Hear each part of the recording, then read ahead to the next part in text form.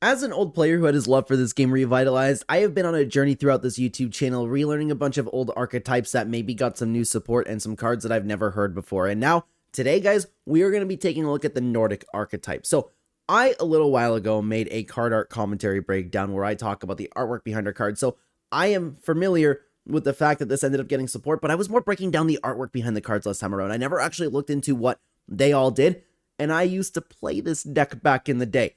Never used Loki, I used Thor and I used Odin, but I'm excited to learn about these cards. I had no idea. And dude, what's been so much fun about this channel is I didn't know how many things ended up getting support over the years. No idea that Destiny board ended up getting support. No idea that Yugioh ended up getting support. It's been fun to learn. So, very long intro. My apologies. Let's go through all of these cards, starting off with Loki, of course. The old card, Spellcaster. Once per turn when your opponent activates a spell or trap card during your battle phase, this is a quick effect. You can negate the activation if you do, destroy it. Once per turn during the end phase, if this face-up card you controlled was destroyed by opponent's card and sent to the graveyard this turn, you can banish one Nordic Affler card, tuner from your graveyard, special summon this card. When special summon this way, you can target one trap card in your graveyard, add that target to your hand. You know what? I remember this card being bad. Maybe it wasn't bad because looking back on it, this effect is good. Maybe it was a little bit difficult to summon. I don't recall. I used to play this deck back in the day, but I only used Odin and I only used Thor. This one's been escaping my memory a little bit. I never really used Loki. Maybe it's because of the tuner monster. I don't remember. Anyways, I'm sure that we'll go through it. I think it'd be better if it was like if this card leaves the field because of your opponent's card effect, because just destroying it's so easy to get around nowadays. But I still think it's an okay card. If you can summon it, why not? Let's keep going over here. Next up, Odin.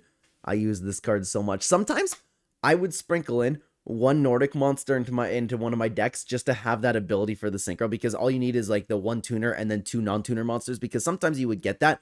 And back in the day, Odin was a really good card, okay? Once per turn, you can make this card unaffected by spell and trap effects until the end of this turn.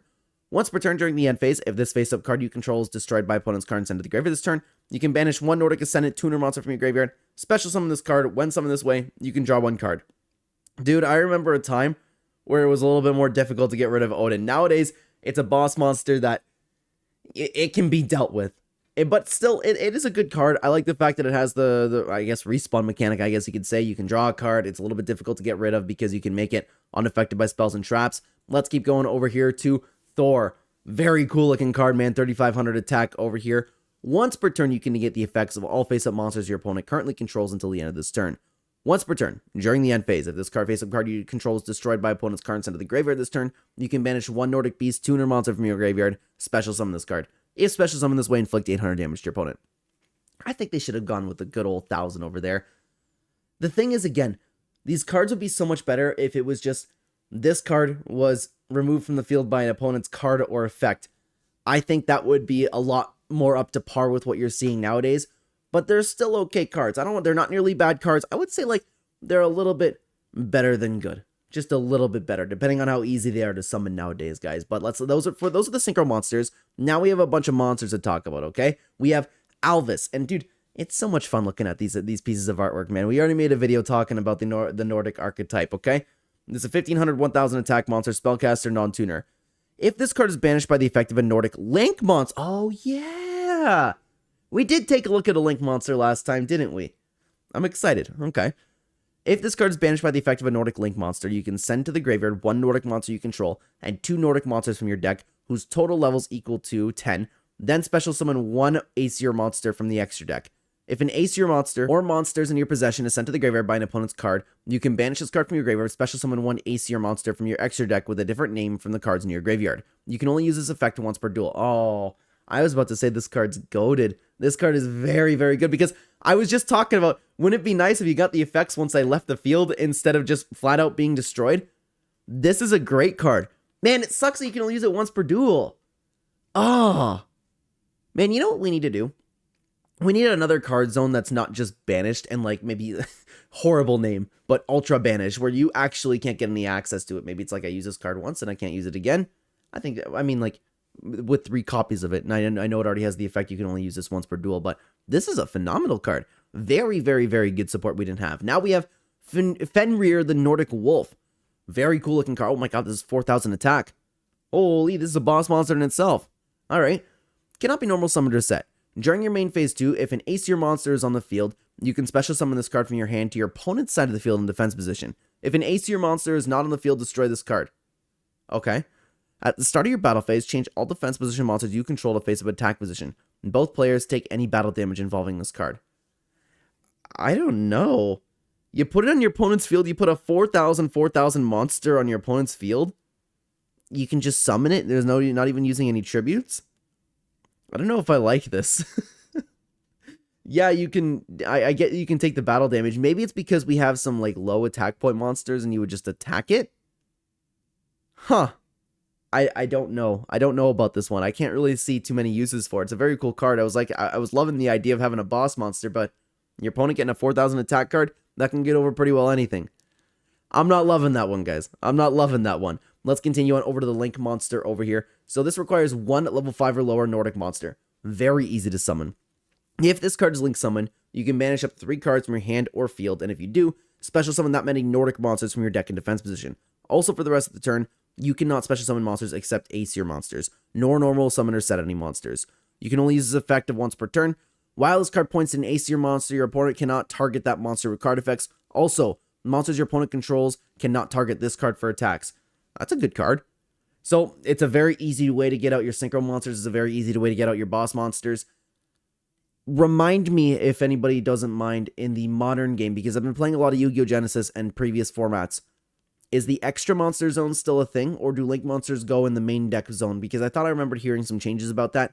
Regardless, I mean, that could take away from how the Link monsters point to other cards. But either way, this card's really good.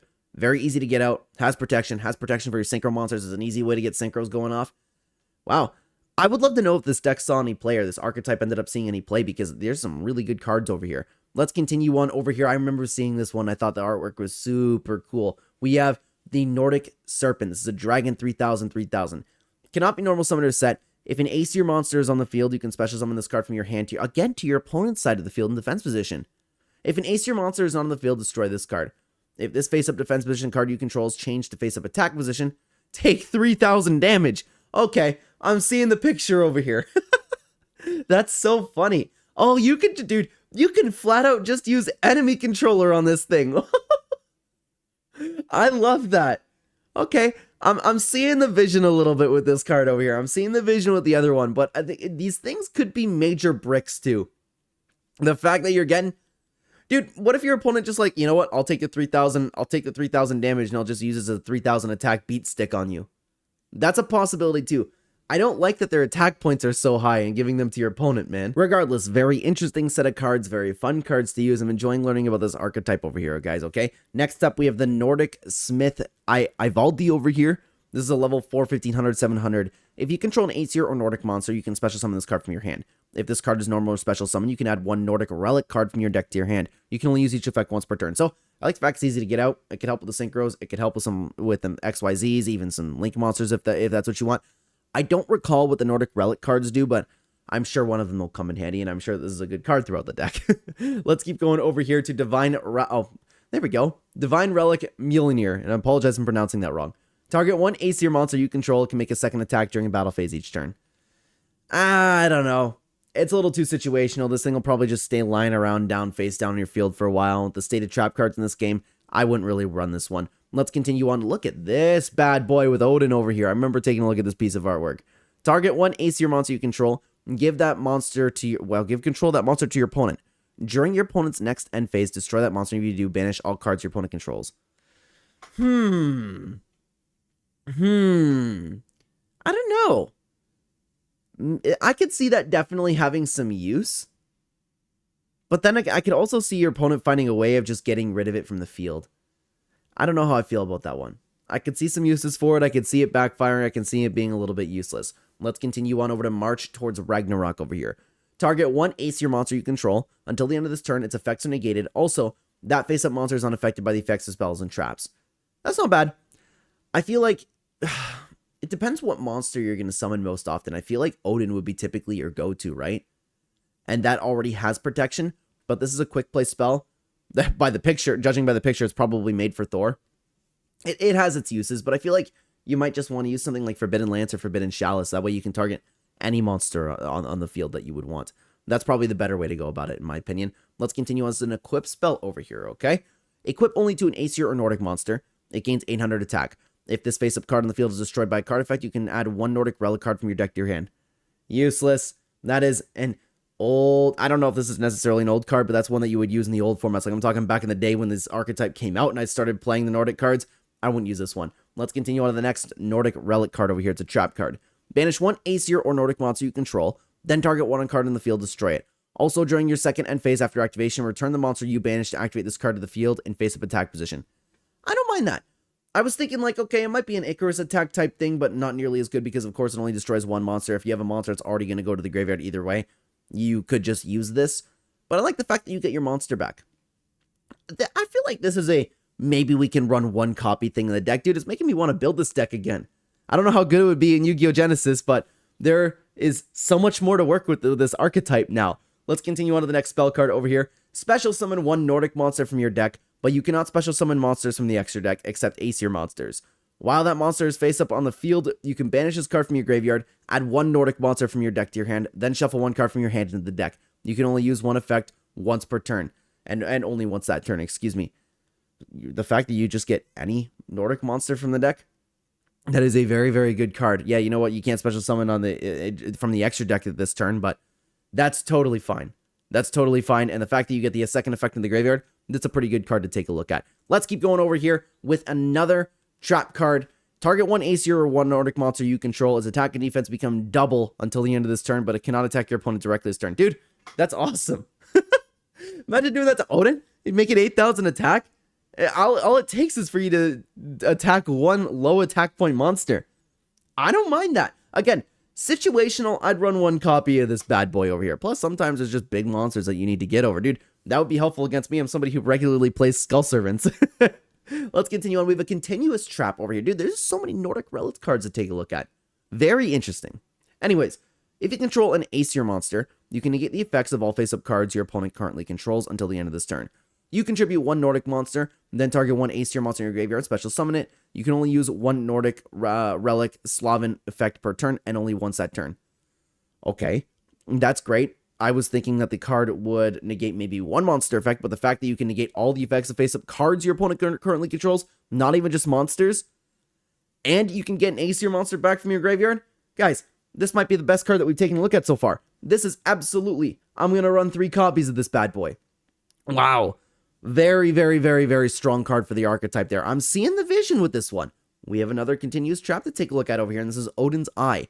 Once per turn during each player's standby phase, you can target 1 Aesir monster you control, negate its effects until the end of this turn, and if you do, look at all cards in your opponent's hand and all set cards they control. Your opponent cannot activate effects or cards in response to this activation.